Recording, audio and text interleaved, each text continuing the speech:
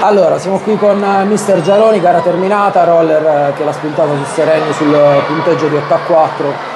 Da parte nostra abbiamo visto un sostanziale equilibrio, poi a 15 minuti dalla fine c'è stata questa espulsione che ci sembra un po' aver spaccato la gara. Voglio parlare un attimo delle due fasi, diciamo di queste 2 gare e mezzo che hanno visto un Seregno che se l'è giocata con questa roller e poi ovviamente magari della seconda parte di questa gara. Sì, buonasera a tutti. Allora, voglio come l'altra volta iniziare dai complimenti al Matera, perché per loro è un grande risultato. Adesso ho fatto in bocca al lupo perché adesso spero che adesso raggiungano il loro obiettivo, anche perché ci hanno mandato a casa per questo, quindi mi auguro che quantomeno sia servito a qualcosa. No, io al di là di parlare della partita, io voglio veramente spendere 2 parole per i miei ragazzi che in queste tre partite, 2 partite e mezza, perché quella di oggi è finita sostanzialmente con rosso a Velasquez, hanno veramente dimostrato tanto carattere, tanta voglia e hanno dato comunque del filo da torcere a una squadra forte come Matera. Frutto di un lavoro fatto durante l'anno, i ragazzi hanno fatto un ottimo campionato, siamo partiti ovviamente a fari spenti perché i risultati della Coppa Italia ci davano fra i primi candidati probabilmente a retrocedere.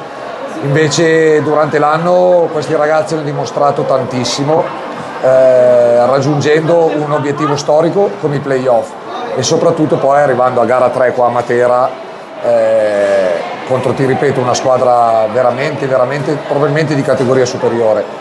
E mi dispiace solo che purtroppo la partita di oggi sia stata sostanzialmente rovinata da quella decisione assurda dell'arbitro. Io sinceramente non ho visto l'episodio perché l'azione era da questa parte, stavo guardando la pallina, però dare un rosso così a un giocatore a 15 minuti dalla fine sul 3-2, poi loro sono stati bravi sul power play, ci hanno sostanzialmente fatto a pezzi perché ci hanno fatto 3 gol in power play, quindi sono stati molto bravi da quel punto di vista, però lì la partita è finita. Quindi niente, io voglio solo fare i complimenti al Matera ancora, ma soprattutto farli ai miei ragazzi perché sono stati eccezionali. Solo una notazione tecnica, ho notato un cambio da un punto di vista della tattica, ho visto Lazzari molto più avanzato, invece ho scelto magari di giocare con Velasquez più arretrato, almeno in gara 1 avevamo visto un'inversione di questi 2 giocatori. Ti è venuto diciamo sulle prime 2 gare o hai trovato la misura durante la gara? No, diciamo che stasera avevamo deciso di portare un giocatore come Piozzini, che sappiamo benissimo che ha un potenziale in attacco enorme, cercare di portarlo il più in basso possibile, quindi avevo detto ai miei, di chiunque fosse in quel momento curato da Piozzini, di andare a giocare più avanti in modo da portarlo con lui nella parte, diciamo, nell'ultimo terzo di pista. Quindi è capitato a volte che Lazzari fosse lui curato da Piozzini, quindi è andato giù per fare questo. Poi Lazzari comunque è un giocatore che non è solo tanta sostanza difensiva, ma ha anche degli ottimi movimenti, degli ottimi numeri davanti. Abbiamo quindi visto sui primi 2 gol. Esatto, quindi diciamo che abbiamo anche detto a lui di giocare anche un pochettino più avanti, magari per sfruttare comunque il suo fisico, per sfruttare la spizzata, per sfruttare la deviazione.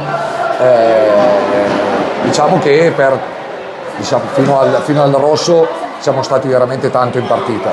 Siamo partiti male, ma perché è partito forte il Matera stasera, prendendo gol dopo forse neanche un minuto, però siamo stati bravi a non uscire mai dalla partita, addirittura a portarci in vantaggio, prendendo poi un 2-2 da Polli, perché sostanzialmente abbiamo regalato 2 palline a centrocampo, prima a Piozzini e poi a Santeramo.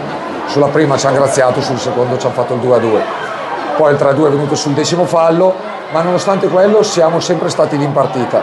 Poi vabbè, quell'episodio è incommentabile, quindi per me la partita è finita lì stasera. Mister, ringrazio. Grazie a voi per l'ospitalità, in bocca al lupo e speriamo di vedervi a 1 l'anno prossimo. Grazie. Ciao, buona serata, ciao.